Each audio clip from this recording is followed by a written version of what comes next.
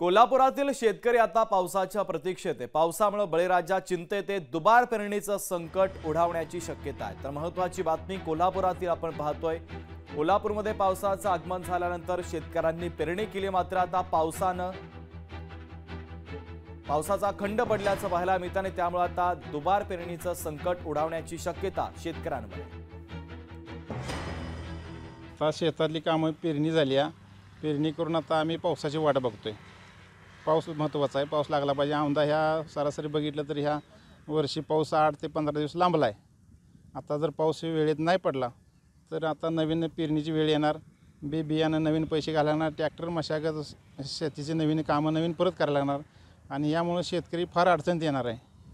त्यामुळे पावसाची वाट आम्ही फार बघतोय। पाऊस महत्त्वाचा आहे, जनावरांना चारा नाही, पिण्याचं पाणी नाही, त्यामुळे पाणी आता बाहेरनं आम्ही लांबून आणतोय। पाण्याची फार परिस्थिती वाईट आहे। असं आहे की पावसाच्या आशेवरती प्रत्येक शेतकऱ्यांनी पेरणीचे पूर्तता केलेली आहे, परंतु पाऊस लांबल्यामुळं आता घातलेलं बी हे महाग आहे। कमीत कमी 800 रुपये किलो, 800 रुपये पायली भुईमुंग आहे। सोयाबीन जवळजवळ 600 रुपये पायली सोयाबीन आहे। एवढं बी जर शेतामध्ये पेरलेलं आहे, त्याची मशागत, ट्रॅक्टरचा खर्च आणि मजुराचा खर्च एवढं जर काढलं तर शेतकऱ्याला त्याच्यामध्ये काय परवडत नाही। वरून हे पावसाचं असं लांबणं म्हणजे हे जर बी जर खराब झालं तर परत त्याला दुबारा पेरणी करण्याची गरज आहे।